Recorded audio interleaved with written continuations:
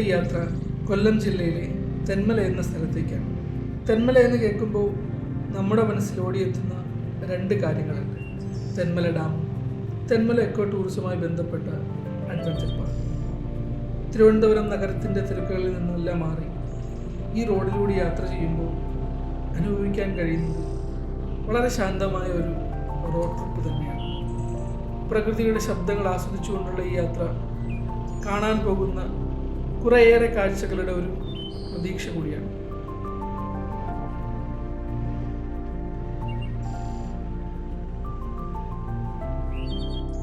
കേരളത്തിലെ ആദ്യ eco tourism കേന്ദ്രമാണ് തെന്മല. പ്രധാന ഡാമിൻ്റെ എൻട്രി പോയിന്റ് എത്തുന്നതിന് മുമ്പ് തന്നെ നമുക്ക് ഡാമിൻ്റെ കുറച്ച് കാഴ്ചകൾ കാണാൻ കഴിയുന്ന ഒരു സ്ഥലമുണ്ട്. അവിടെ വണ്ടി നിർത്തി കുറച്ച് മുകളിലേക്ക് കയറി നിന്നാൽ നമുക്ക് ഈ കാണുന്ന ദൃശ്യങ്ങളൊക്കെ കാണാൻ സാധിക്കും.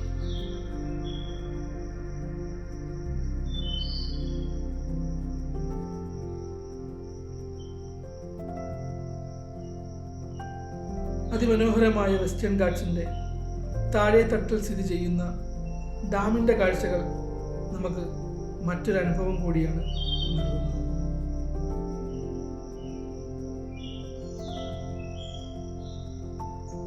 തിരുവനന്തപുരത്ത് നിന്ന് ചെങ്കോട്ടയിലേക്ക് പോകുന്ന വഴിയിലാണ് ഡാമിൻ്റെ ഷട്ടർ വ്യൂ പോയിന്റും പിന്നെ മെയിൻ എൻട്രി പോയിന്റ്. മെയിൻ എൻട്രിയിൽ നിന്നും ടിക്കറ്റ് എടുത്താൽ നമുക്ക് ഡാമിൻ്റെ ഉള്ളിൽ കയറാൻ സാധിക്കും. രണ്ട് വഴികളിലായി നമുക്ക് ഡാമിൻ്റെ മുകളിൽ എത്താൻ കഴിയും. എന്നാൽ ഞങ്ങൾ സെലക്ട് ചെയ്തത് നടന്നു പോകുന്നൊരു വഴിയാണ്. പോകുന്ന വഴിയിൽ ഡാമിൽ നിന്നും ഇലക്ട്രിസിറ്റി പ്രൊഡക്ഷനുമായി ബന്ധപ്പെട്ട കുറേ കാഴ്ചകൾ നമുക്ക് കാണാൻ കഴിയും.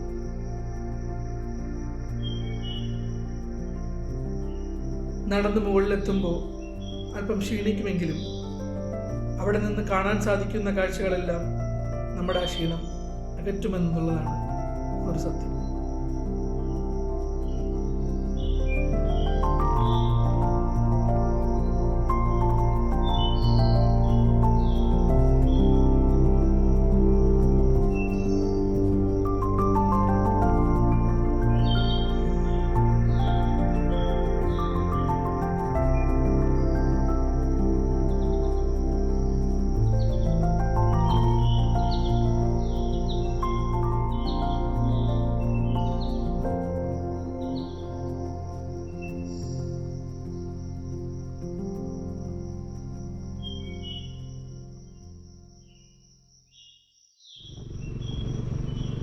ഡാമിൻ്റെ ദൃശ്യങ്ങളെല്ലാം കണ്ട് ഒരുപാട് നല്ല അനുഭവങ്ങളുമായി നമ്മൾ അങ്ങനെ അടുത്ത യാത്രയിലേക്ക് യാത്ര തിരിച്ചു.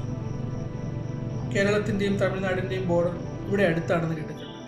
ഈ കാണുന്നത് വെസ്റ്റേൺ ഗാട്ട്സിൻ്റെ മറുവശത്ത് സ്ഥിതി ചെയ്യുന്ന ചെങ്കോട്ട ഗ്രാമമാണ്.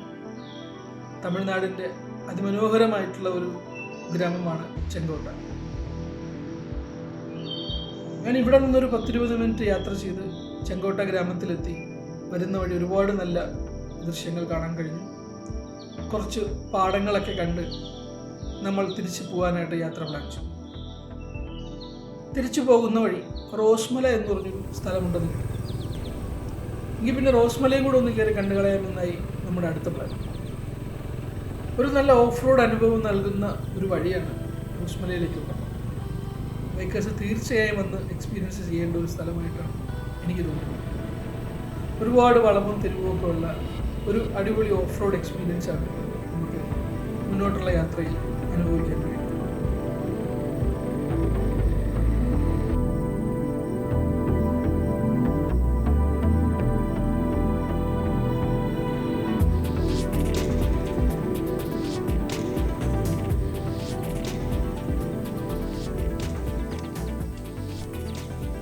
അങ്ങനെ കുറേ യാത്ര ചെയ്ത് അവസാനമായി ഞങ്ങൾ റോസ്മലയുടെ ബോട്ടം വ്യൂ പോയിന്റിലേക്ക് എത്തിച്ചേർന്നു.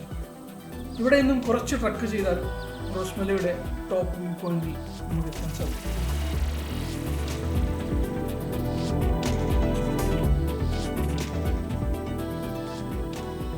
കുറച്ച് പാറക്കെട്ടുകളിലൂടെ നടന്ന് ഒരു 10-15 മിനിറ്റ് നമ്മളൊന്ന് നടന്ന് മേളിലെത്തുമ്പോൾ നമുക്ക് കാണാൻ പറ്റുന്നത് മനോഹരമായിട്ടുള്ള റോസ്മലയുടെ ഒരു വ്യൂ പോയിന്റാണ്.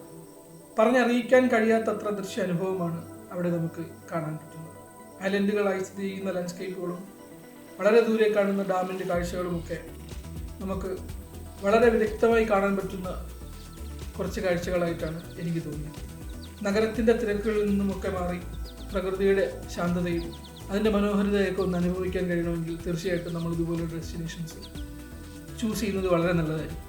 തിരുവനന്തപുരത്തു നിന്നും കൊല്ലം സിറ്റിയിൽ നിന്നുമൊക്കെ ഒരു 40-60 കിലോമീറ്റർ ട്രാവൽ ചെയ്താൽ നമുക്ക് വന്നു ചേരാൻ കഴിയുന്ന വളരെ നല്ല സ്ഥലങ്ങളാണ് തെന്മല ഡാമും അതുമായിട്ട് ബന്ധപ്പെട്ട് കിടക്കുന്ന ഈ സ്ഥലങ്ങളുമൊക്കെ. അപ്പോൾ അടുത്ത മറ്റൊരു സ്ഥലത്തെ വിശേഷങ്ങളുമായിട്ടും യാത്രാ അനുഭവങ്ങളുമായിട്ടും ഇനി പുതിയൊരു വീഡിയോയിൽ കാണുന്നവരെ ബൈ ഫ്രം ട്രിപ്പ് സ്പേസ്.